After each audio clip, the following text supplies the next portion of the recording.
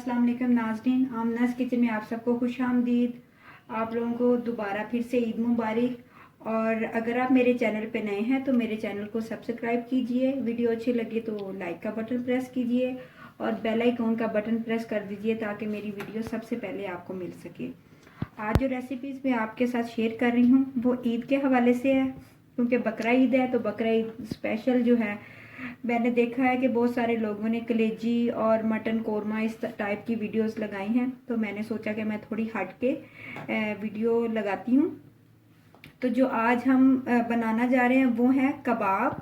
ये जो सादा कीमे के कबाब हैं। अगर आप चाहें तो आप इनको बारबेक्यू भी कर सकते हैं और बच्चों को बर्गर बना के भी इसके दे सकते हैं, बर्गर में टिक्की लगा के।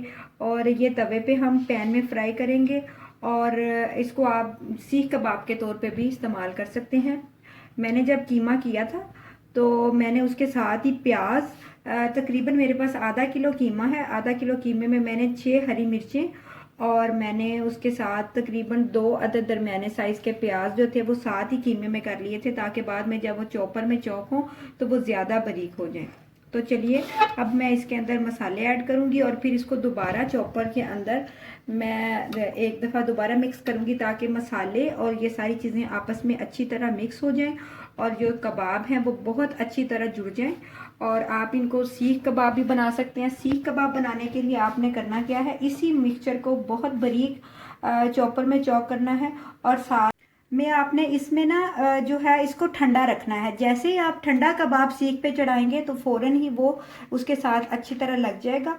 और सबसे पहले मैं इसके अंदर एक अंडा शामिल कर रही हूँ। अंडा हम इसलिए डाल रहे हैं ताकि जो कबाब है वो सॉफ्ट बने और अच्छी तरह से जो है वो जुड़ जाए। और इसके साथ ही गरम मसाले की रेसिपी मैं ऑलरेडी आपको सिखा चुकी हूँ, आप वही गरम मसाला जो है वो सीख सकते हैं। इसके साथ मैं इसके अंदर डाल रही हूँ सुरख मिर्च।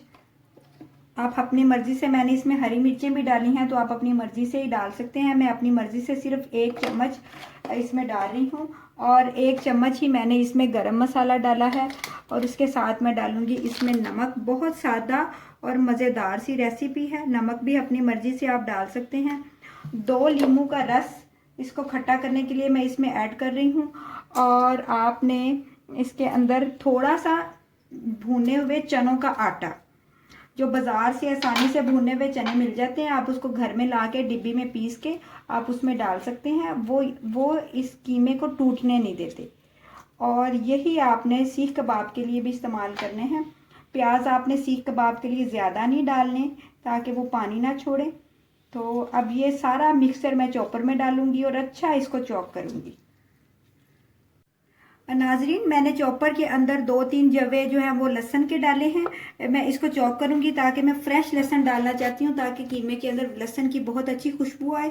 और इसके साथ मैं भुने हुए चनों का 1 चम्मच, आटा जो है वो 1 चम्मच डाल रही हूँ।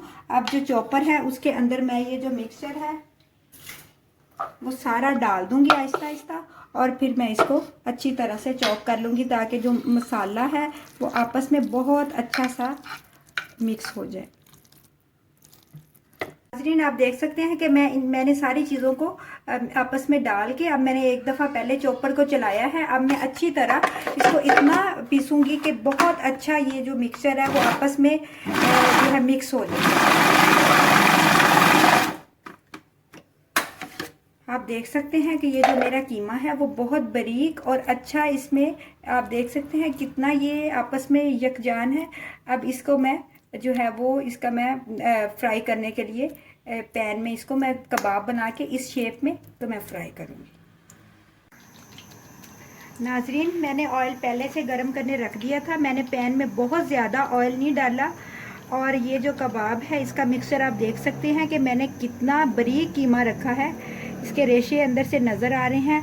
हाथ की हथेली से आपने इस तरह इसको फैला लेना है लंबे शेप में, आपने आराम से, और इसको आपने बहुत आहिस्ता से इस तरह इसमें डाल देना।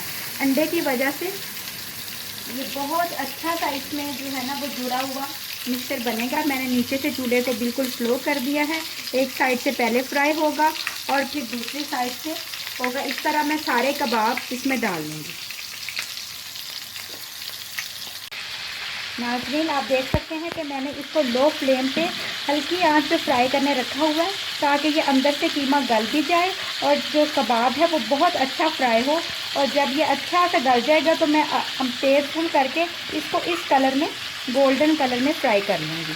आपने भी इस तरह हल्की आंच पे इसको फ्राई करने रख लेना। अगर आप चाहें तो आप इसको बारबेक्यू भी कर सकते हैं और आप चिमटे से या किसी भी हेल्पर से आप इसको ऊपर से प्रेस करेंगे तो इसका जो पानी है वो सारा बाहर आ जाएगा और बहुत खुश्क और मज़ेदार सा कबाब फ्राई है। ये तो नाजरीन आप देख सकते हैं कि कितने मज़ेदार से ये कबाब रेडी हो चुके हैं। ये फुल कीमे के कबाब हैं। मैंने इनको पैन में फ्राई किया बहुत हल्की सी आंच पे और बहुत हल्के से ऑयल में। आप बच्चों को ज़रूर बना के दीजिए, खुद भी इंजॉय कीजिए, अपना बहुत सारा ख्याल रखिए, अच्छा खाइए और खुश रहिए। अल्लाह हाफिज़।